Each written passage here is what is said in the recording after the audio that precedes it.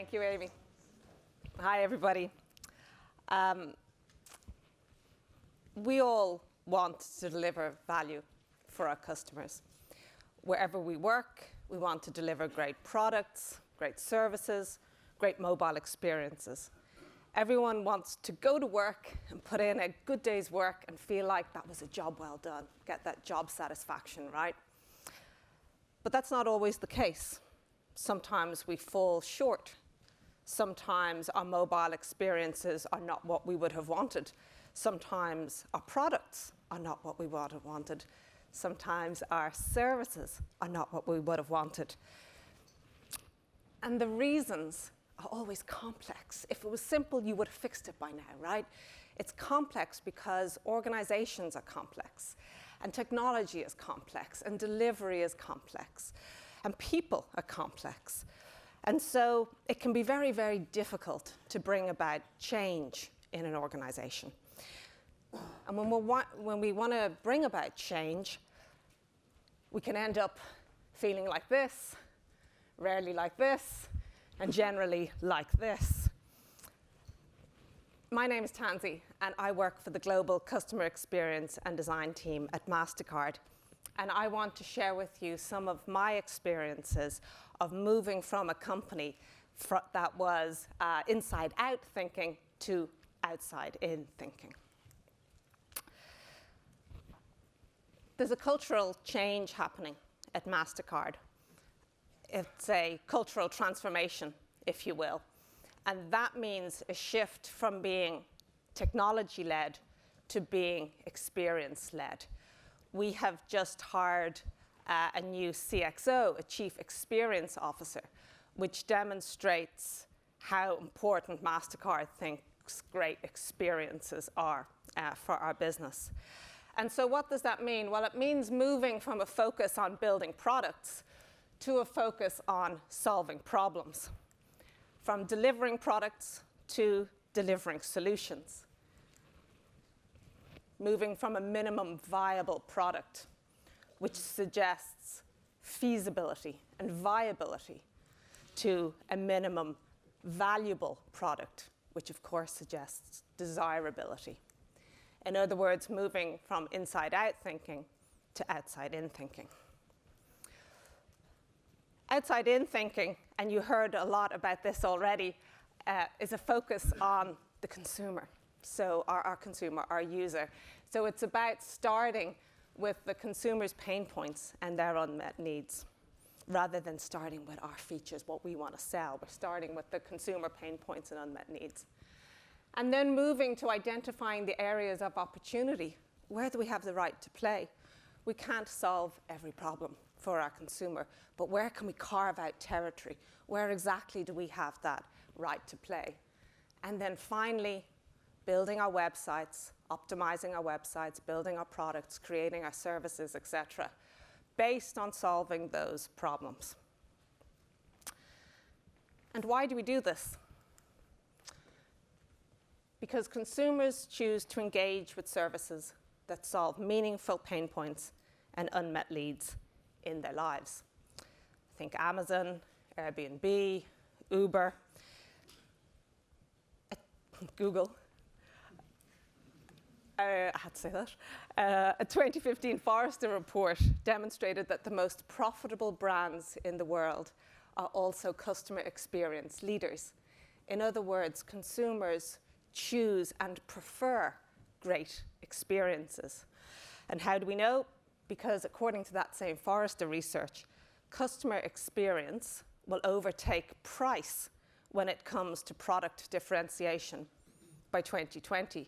So let me say that again. Customer experience will overtake price when it comes to product differentiation by 2020. That is huge, and it just shows you how important customer experience is. And the mobile experience is obviously a huge piece, and increasingly so. So this shift has caused companies to rethink their strategic focus. Forrester surveyed over 2,000 global business leaders and found that their top priority was now customer experience and improving that customer experience, second to growing revenues. So we know it's important. what does the opposite look like? I want to talk a little about what inside-out thinking looks like, and this is endemic in company culture. I have seen this way more than you see outside-in thinking. And when I started at MasterCard, this is the kind of product requirement I would get. I have a UX team at MasterCard. And I'd get an email from someone like Toby Larone. And Toby would say, hey, Tansy, we've been chatting. And we want you to do your UX magic on these really amazing features we've come up with. We want our user to apply for the new payment card from Awesome Airlines. And he'd list off a load of features that he wanted to include on that card, maybe best rate foreign exchange, early access, ticket seat sales, free installment plan, etc. And he'd say something like, how awesome does it sound? I know, right? So when can we see a prototype? When can we see a prototype? The bane of my life. And I would say something like, sure, we'll get to a prototype. That's no problem. We can certainly get there. Let's have a think about your users. Let's have a think about your research. What research do you have? What analytical data do you have? What ethnographic research do you have? Can I read your user interviews? Can I hear some of those amazing usability studies that Lena shared? And he'd go, well, no, I don't quite have that. But I do have a persona. And I'd say, wonderful. Well, let's start with your persona. And it would say something like this. Reach new and appealing segments such as millennials. Millennials. Digitally native young leisure travelers. So being a millennial is to be a much maligned generation. It is to be stereotyped and caricatured as something that we think we know what that is, but we have a very narrow view of what it is to be a millennial, right? Chimamanda Adichie said that, and to quote her, she said, it's not that stereotypes are untrue, it's that they're incomplete. And this is a very incomplete notion of what a millennial is. Millennials are currently 23 to 38 years old. When I was 38, I had 2 young children and a mortgage and a pension and all of that kind of stuff. So I would never have described myself as a digitally native young leisure traveler. There wasn't very much leisure in it. It's quite the opposite. And then we look at the quote from Jane. Now, if you remember, Toby at the beginning said he did no research, and yet he has a quote. So he's managed to summon up a quote from Jane. She says, I do everything on my phone. Who needs to talk to actual people? I should have said at the beginning of this is a real persona that I was given. I didn't make this up. This is actually what I was given by a product team. I do everything on my phone. Who needs to talk to actual people? Now, it goes without saying that if you're going to put a quote in a persona, it needs to be something that somebody actually said. So I'm starting to have a problem with this persona. And then finally, the stats down here. Now I work for MasterCard, so it's really important that we know what payment cards you use, right? That's in our interest. So she uses her debit card 93% of the time, her credit card 40% of the time, and a prepaid card 10% of the time, which adds up to 143% of the time, which is the perfect MasterCard customer. Sadly, doesn't exist. So what has happened here is that a persona has been created after the product has been created, right? So the persona has been created to retrofit around a product, okay? If only life was so simple that you could create users for your product, but sadly not.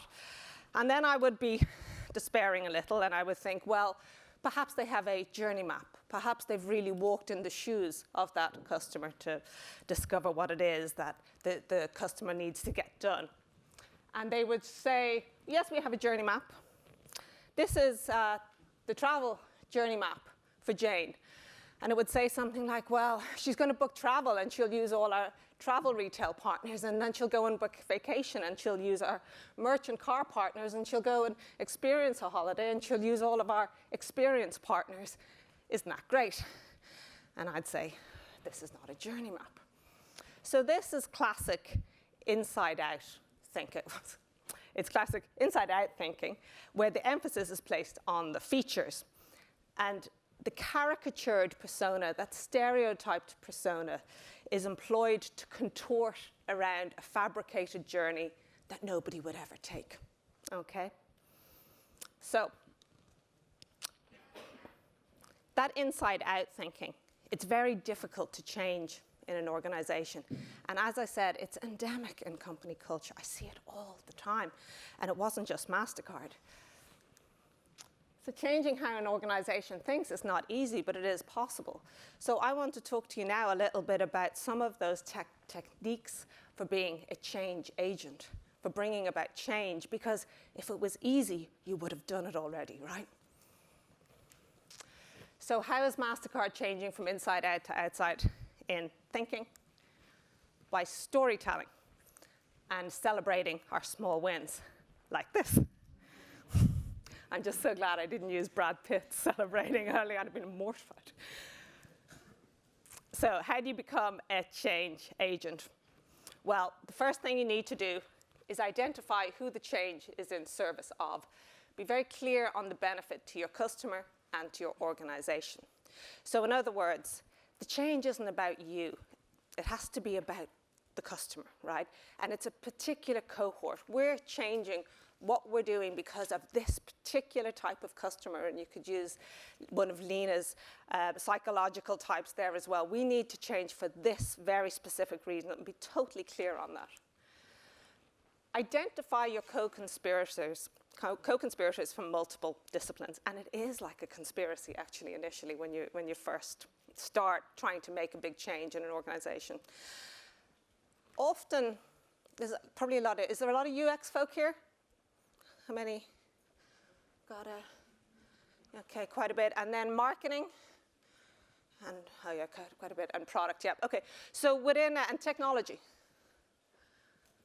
Okay, so more or less a good mix. Often within an organization, one of those groups will know what needs to be done, right? The UX team will know what needs to be done. The marketing team will know that the messaging is wrong, and they'll know what needs to be done. Or the technology team will know that the site's not fast enough because of X, Y, and Z reasons, and they'll know what needs to be done. But they haven't bothered articulating it to other people. They've just said it within their own echo chamber of their own group, and they haven't bothered to find co-conspirators. And what co-conspirators need to be from other parts of the organization. It can't just be the UX team saying, we need to do this, we need to do this. You need to be able to bring people on board from marketing, from technology, from delivery, etc., so that everybody can articulate the vision. Because remember, it's not your movement, it's our movement. And this is what trips people up. As you see this all the time. They hit friction and they give up. And what you have to understand is when you're trying to change an organization, expect friction. There will be friction. Anytime you try to change a system, there will always be friction. Expect it, embrace it, plan for it. The great thing about having co-conspirators from multiple disciplines is that when you do hit friction and you get to a point where you need to be able to change something outside of your realm, well, you've got co-conspirators now, don't you? You've got co-conspirators from technology, from delivery, from the board of management, etc., who you can use to influence on your behalf. Becoming a storyteller. You need to be able to articulate what it is that you're doing and why you're doing it, and it needs to be emotional. People need to feel it. And it might be something like, we have an awesome product, but how we deliver it is not working for our customers. And you would build your case like that. You need to be clear on what's the reason behind your change. Why are we doing this? Who is it for? Explain very clearly what the tangible benefits are. demonstrate steps to small wins to get to your bigger goals. I'll talk a little bit more about that now. So take action. So taking action is where you need to get to next. Action, you know, if you make your goal, we're going to increase mobile conversion by 100% in 6 months, you're setting yourself up for failure. You need to be able to demonstrate small goals along the way, and it doesn't actually matter how small those goals are, just as long as you get there. And I'm talking about making goals that you can meet in 2 weeks' time, in 3 weeks' time, rather than setting yourself up for something that's 6 months down the track. And that's the piece that really surprised me, actually, that it didn't have to be that big. They could be small, incremental goals as long as you're moving towards where you need to get to, your big 100% increase in mobile conversion, etc. And then celebrate every small win. So every time something that your group, your movement have brought about has been successful, has made an actual difference, make sure you articulate it and celebrate it. Make sure everybody knows about it, because often a UX team won't bother. They'll just go, hey, didn't we do great? We made such a difference there. And they'll keep it to themselves. Nobody knows about it, and then everyone's kind of forgotten about it, and you go to the board of management the next time looking for more money for resources in UX, and they go, why? You know, so you need to be able to articulate it and celebrate it. Articulate how and why you're successful, and look to your next goal. I want to show you now some of the work that we have done in MasterCard to embed that kind of thinking in. But before I finish on this point, if anyone's particularly interested in becoming a change agent, I'd highly recommend Brian Walker from IDEO. He has a terrific course that is really, really interesting on bringing about change in an organization. Obviously, David Kelly and Tim Brown on design thinking are also terrific and well worth reading. So, our change movement embedded outside-in thinking in MasterCard. And I should stress that this is happening team by team, and it's an evolution. We're not there yet, but we're certainly getting there.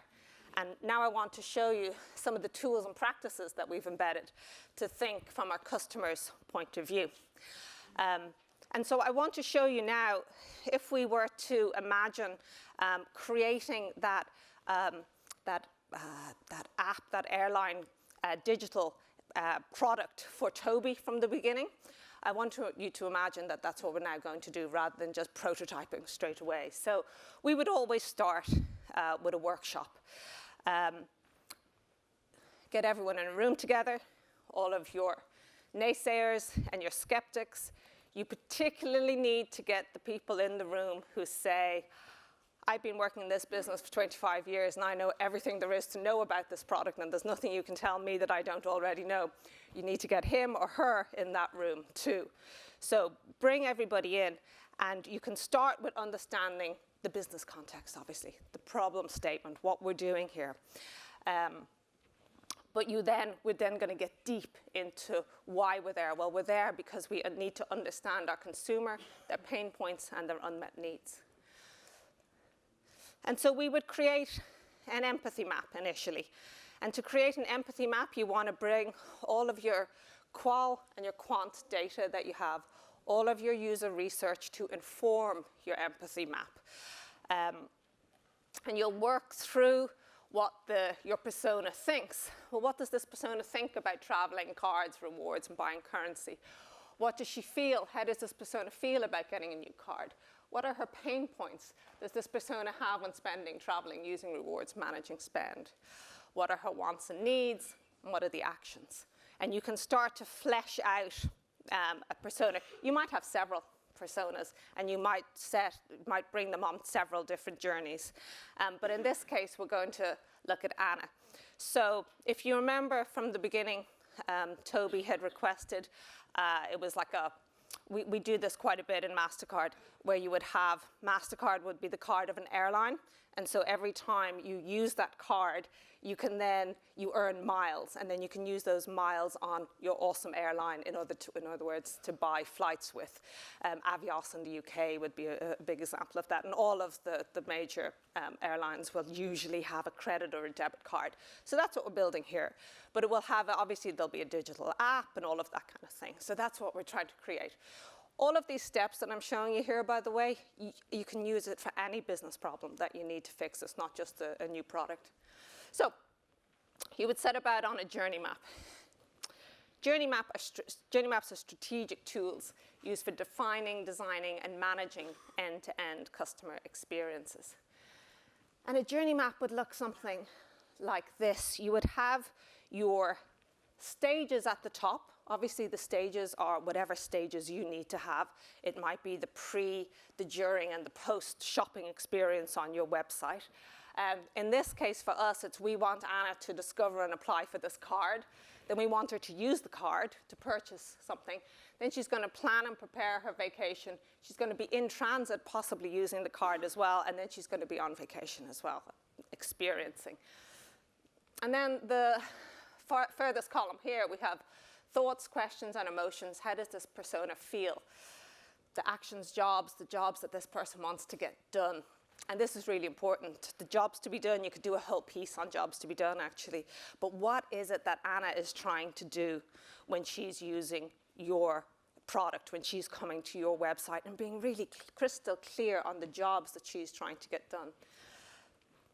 Her pain points and her unmet needs. And so everybody would whiteboard this together, and we'd have lots of Postits, and the Postits would look something like this. I want to get a payment card that earns me rewards, and I need to, why? Because she needs to book a holiday soon.